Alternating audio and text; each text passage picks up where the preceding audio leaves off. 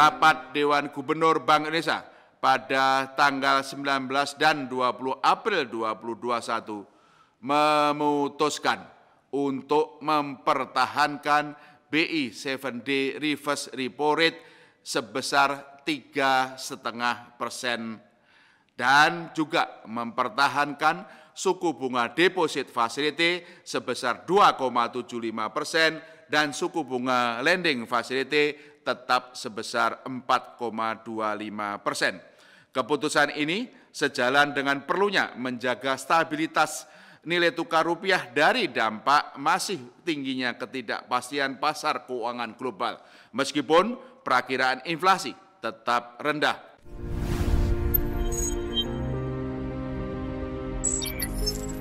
Untuk mendukung pemulihan ekonomi nasional lebih lanjut, Bank Indonesia mengoptimalkan bauran kebijakan moneter dan makro-prudential akomodatif serta mempercepat digitalisasi sistem pembayaran dengan langkah-langkah berikut. 1. Memperkuat kebijakan nilai tukar rupiah dengan tetap berada di pasar melalui triple intervention untuk menjaga stabilitas nilai tukar yang sejalan dengan fundamental dan mekanisme pasar. Kedua, melanjutkan penguatan strategi operasi moneter untuk mendukung stand kebijakan moneter yang akomodatif. Yang ketiga, meningkatkan penggunaan instrumen sukuk Bank Indonesia atau SUKBI pada tenor 1 minggu sampai dengan 12 bulan dalam rangka memperkuat operasi moneter syariah yang telah diberlakukan sejak 16 April 2021. Keempat, melanjutkan kebijakan makro-prudential akomodatif dengan mempertahankan counter cyclical buffer sebesar 0%, rasio penyangga likuiditas makro-prudential sebesar 6%, dan dengan fleksibilitas repo sebesar 6%, serta rasio penyangga likuiditas makro-prudential syariah sebesar 4,5% dengan fleksibilitas repo sebesar 4,5%. Kelima, memperkuat transparansi suku bunga dasar kredit SBDK perbankan, serta melanjutkan koordinasi dengan pemerintah dan otoritas terkait untuk mendorong percepatan transmisi kebijakan moneter kepada suku bunga kredit perbankan dan meningkatkan kredit pembiayaan kepada dunia usaha. Keenam, memperpanjang masa berlakunya kebijakan pricing SKNBI, Sistem Clearing Nasional Bank Indonesia, sebesar Rp1 dari Bank Indonesia ke bank dan maksimum Rp2.900 dari bank ke nasabah. Dari semula yang berakhir 30 Juni 2021 diperpanjang menjadi sampai dengan 31 Desember 2021 untuk mendukung percepatan pemulihan ekonomi nasional. Ketujuh, memperkuat kebijakan QR Indonesian Standard untuk mendorong akselerasi digitalisasi ekonomi dan keuangan yang inklusif dan efisien melalui peningkatan limit transaksi QR Indonesian Standard dari semula 2 juta menjadi 5 juta berlaku sejak 1 Mei 2021. Penurunan tarif MDR QR Indonesian Standard untuk merchant kategori Badan Layanan Umum BLU dan Public Service Obligation dari semula 0,7% menjadi 0,4% berlaku sejak 1 Juni 2021. 8. Memastikan keamanan, keandalan, kelancaran, dan ketersediaan layanan sistem pembayaran dan pengelolaan uang rupiah dalam menghadapi Hari Raya Idul Fitri 1442 Hijriah.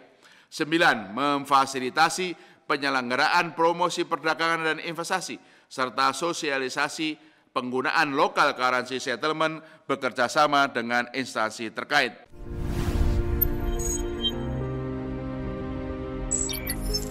Bank Indonesia akan terus memperkuat koordinasi kebijakan dengan pemerintah dan KSSK, termasuk implementasi paket kebijakan terpadu KSSK untuk mempercepat penyaluran kredit dan pembiayaan dari perbankan kepada dunia usaha pada sektor-sektor prioritas yang mendukung pertumbuhan ekonomi dalam rangka pemulihan ekonomi nasional.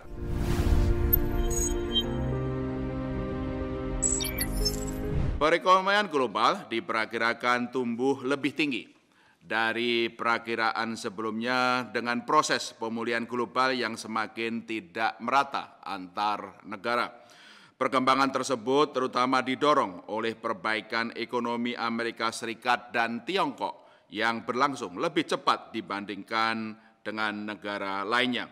Dengan perkembangan tersebut, Bank Indonesia merevisi perkiraan pertumbuhan ekonomi global pada tahun 2021 menjadi 5,7%, lebih tinggi dari perkiraan sebelumnya sebesar 5,1%. Pemulihan ekonomi global yang lebih tinggi tersebut terkonfirmasi oleh perkembangan sejumlah indikator dini pada bulan Maret 2021 seperti Purchasing Managers Index atau PMI, keyakinan konsumen dan penjualan retail di beberapa negara yang terus meningkat.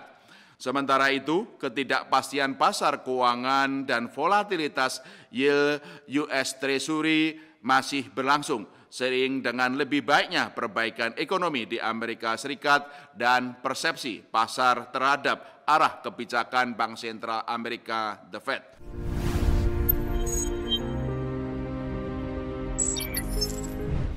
Perbaikan ekonomi domestik terus berlangsung, terutama didukung oleh membaiknya kinerja ekspor dan belanja fiskal. Kinerja ekspor diperkirakan terus membaik, lebih tinggi dari proyeksi awal tahun, terutama didorong oleh komoditas kelapa sawit, CPO, biji logam, pulp and waste paper, serta kendaraan bermotor dan besi baja. Sementara itu, stimulus fiskal pemerintah dalam bentuk bantuan sosial, belanja barang, dan belanja modal juga terus meningkat lebih tinggi dari perkiraan, sehingga bersama kinerja ekspor yang lebih baik menopang perbaikan ekonomi domestik. Di sisi lain, perbaikan konsumsi swasta sebagaimana tercermin pada indikator ekspektasi konsumen dan penjualan eceran sampai dengan bulan Maret 2021 cenderung lebih terbatas. Hal ini sejalan dengan masih terbatasnya mobilitas masyarakat di tengah upaya pemerintah yang terus melakukan akselerasi program vaksinasi nasional. Dengan perkembangan tersebut, Bank Indonesia memperkirakan pertumbuhan ekonomi Indonesia secara keseluruhan tahun 2021 akan berada pada kisaran 4,1% sampai dengan 5,1%.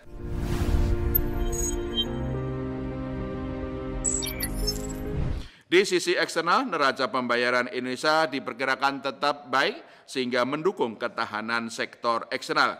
Defisit transaksi berjalan pada triwulan 1 2021 diperkirakan akan rendah, didukung oleh surplus neraca perdagangan yang tercatat pada triwulan 1 sebesar 5,52 miliar dolar Amerika Serikat, melanjutkan capaian surplus pada triwulan sebelumnya sebesar 8,27 miliar dolar Amerika Serikat. Kinerja positif sektor eksternal tersebut terutama ditopang oleh permintaan dari Tiongkok, Amerika Serikat, dan Jepang, serta kenaikan harga komoditas dunia. Sementara itu, neraca modal diperkirakan akan mengalami surplus, didukung oleh aliran modal masuk dalam bentuk penanaman modal asing maupun investasi portofolio. Investasi portofolio pada triwulan 1 2021 diperkirakan mencatat net inflow sebesar 5,43 miliar dolar Amerika Serikat. Posisi cadangan devisa Indonesia pada akhir Maret 2021 tercatat sebesar 137,1 miliar dolar Amerika Serikat, setara dengan pembiayaan 10,1 bulan import atau 9,7 bulan import dan pembayaran utang luar negeri pemerintah, serta berada di atas standar kecukupan internasional sekitar 3 bulan import.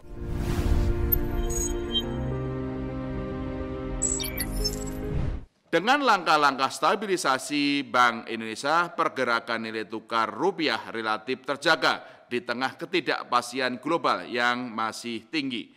Nilai tukar rupiah pada April 2021 sampai dengan 19 April mencatat depresiasi 1,16% secara rata dan 0,15% secara point to point dibandingkan dengan level akhir Maret 2021. Perkembangan nilai tukar rupiah tersebut seiring dengan masih berlangsungnya ketidakpastian pasar keuangan global yang kemudian menahan aliran masuk investasi portofolio asing ke pasar keuangan domestik. Dengan perkembangan ini, rupiah sampai dengan 19 April 2021 mencatat depresiasi sekitar 3,42% year to date dibandingkan dengan akhir tahun 2020. Depresiasi rupiah ini relatif lebih rendah dari sejumlah negara berkembang lain seperti Brasil, Turki, dan Thailand.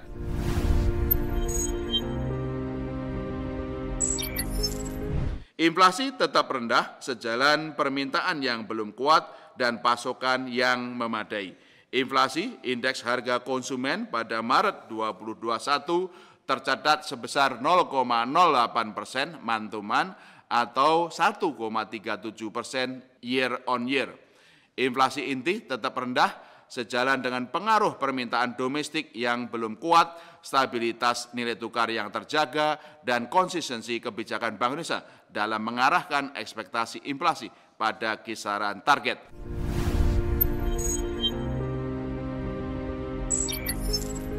Sejalan dengan kebijakan moneter akomodatif Bank Indonesia dan sinergi dengan kebijakan fiskal pemerintah untuk mendorong pemulihan ekonomi nasional, kondisi likuiditas di perbankan dan pasar keuangan tetap longgar. Sejak tahun 2020, Bank Indonesia telah menambah likuiditas atau kuantitatif easing di perbankan sebesar 798,85 triliun atau 5,18 dari PDB yang terdiri dari 726,57 triliun rupiah pada tahun 2020 dan sebesar 72,27 triliun pada tahun 2021 data hingga 16 April 2021. Sinergi ekspansi moneter Bank Indonesia dengan akselerasi stimulus fiskal pemerintah juga terus diperkuat dengan pembelian SBN oleh Bank Indonesia di pasar perdana. Besarnya pembelian SBN di pasar perdana hingga 16 April 2021 untuk tahun 2021 ini berjumlah 101,91 triliun rupiah. Terdiri dari 28,33 triliun rupiah melalui mekanisme lelang utama dan sebesar 73,58 triliun rupiah melalui mekanisme green shoe option. Kondisi likuiditas yang longgar pada Maret 2021 juga telah mendorong tingginya rasio alat likuid terhadap dana pihak ketiga AL per DPK di perbankan yaitu 33,58% dan pertumbuhan dana pihak ketiga yang tinggi sebesar 9,2% year on year.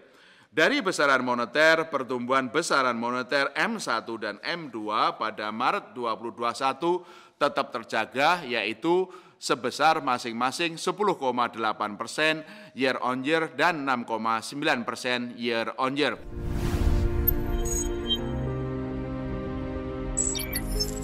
Suku bunga kebijakan moneter yang tetap rendah dan likuiditas yang masih longgar mendorong suku bunga terus menurun. Di pasar uang, longgarnya likuiditas dan penurunan BI 7-day reverse repo rate sebesar 150 basis point sejak 2020 mendorong rendahnya rata-rata suku bunga pasar uang antar bank overnight, yaitu sekitar 2,79% selama Maret 2021. Di sektor perbankan, sejalan dengan dilakukannya kebijakan transmisi suku bunga, perbankan telah merespon dengan melakukan penurunan suku bunga dasar kredit atau SBDK per Februari 2021 sebesar 171 basis point year on year. Penurunan SBDK tersebut terutama terjadi pada kelompok bank BUMN yang turun sebesar 266 basis point menjadi sebesar 8,7%, lebih besar dibandingkan dengan penurunan SBDK kelompok bank lainnya.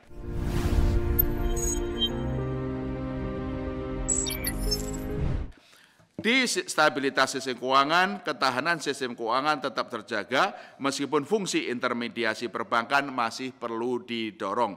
Rasio kecukupan modal capital adequacy ratio perbankan pada bulan Februari 2021 tetap tinggi sebesar 24,52% dan rasio kredit bermasalah non-performing loan (NPL) tetap rendah yaitu 3,21% secara bruto dan 1,04% secara neto. Bank Indonesia terus menempuh kebijakan makrobudensial akomodatif yang diupayakan baik dalam bentuk rasio counter cyclical capital buffer, penyangga likuiditas makrobudensial baik konvensional maupun syariah.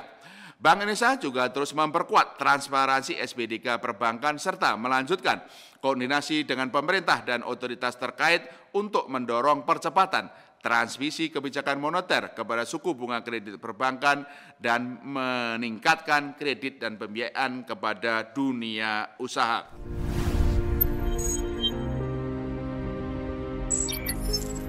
Transaksi sistem pembayaran baik tunai maupun non-tunai termasuk digital payment tumbuh positif disertai pesatnya digitalisasi ekonomi dan keuangan. Uang kartal yang diedarkan pada Maret 2021 mencapai 782,7 triliun rupiah atau tumbuh 7,61% year on year. Di sisi lain, nilai transaksi pembayaran menggunakan kartu ATM, kartu debit, dan kartu kredit pada Maret 2021 tercatat 668,7 triliun rupiah atau tumbuh 9,58% year on year, sejalan dengan perbaikan aktivitas ekonomi. Transaksi ekonomi dan keuangan digital juga terus tumbuh tinggi, sejalan dengan meningkatnya akseptasi dan preferensi masyarakat untuk belanja daring, meluasnya pembayaran digital dan akselerasi digital banking. Pertumbuhan tersebut tercermin dari nilai transaksi uang elektronik pada Maret 2021 sebesar 21,4 triliun rupiah atau tumbuh 42,46% year on year. Mempertimbangkan akseptasi masyarakat, meningkatnya preferensi dan tren digitalisasi yang semakin meningkat, perkembangan teknologi, inovasi, serta perluasan ekosistem digital, Bank Indonesia melalui kebijakan sistem pembayaran terus mendorong akselerasi digitalisasi ekonomi dan keuangan yang inklusif dan efisien, antara lain melalui pengembangan fitur QR Indonesian Standard. Sebagai persiapan menyambut Hari Raya Idul Fitri 1442 Hijriah, Bank Indonesia juga memastikan kesiapan operasional, kelancaran, keamanan, dan keandalan sistem pembayaran yang diselenggarakan Bank Indonesia maupun penyelenggara jasa sistem pembayaran, serta mendukung penggunaan transaksi non-tunai yang cepat, mudah, murah, aman, dan handal. Selain itu, Bank Indonesia juga memperluas layanan kas, khususnya penukaran uang oleh perbankan, serta edukasi rupiah kepada masyarakat, terutama pada bulan Ramadan dalam rangka mengakselerasi program Cinta, Bangga, dan Paham Rupiah.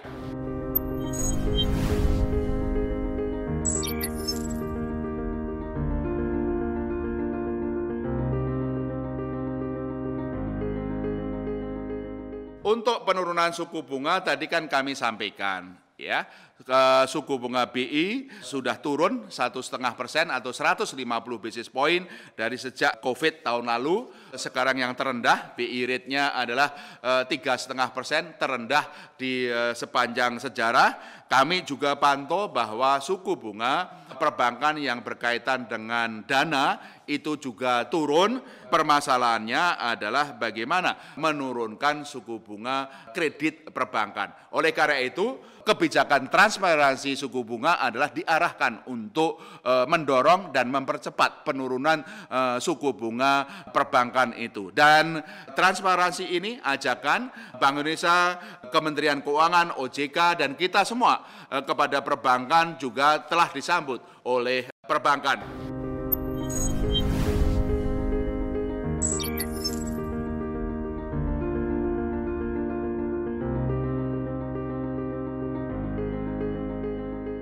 Memang kami lihat dengan data-data yang terbaru itu tingkat peningkatannya memang lebih rendah dari yang perkiraan sebelumnya. Ya, terutama karena itu Nah, ini memang tidak terlepas dari mobilitas masyarakat. Dan kita tahu, pemerintah kan sedang gencar-gencarnya melakukan vaksinasi. Terus dilakukan di pusat, di Jawa, di luar Jawa, dan berbagai yang dulunya dari tenaga medis, kemudian senior citizen, juga kemudian public service dilakukan. Nah, ini kan kemudian tentu saja ya ini nanti juga berpengaruh terhadap mobilitas masyarakat. Yang kita lihat ini terutama memang ini di triwulan 2, triwulan 1 dan triwulan 2 ini khususnya juga triwulan 2 ini kan meskipun terjadi vaksinasi ya, tentu saja ada pembatasan-pembatasan mengenai mobilitas manusia. Itulah yang menyebabkan kenapa tingkat kenaikan konsumsi swasta memang tidak setinggi yang kita perkirakan.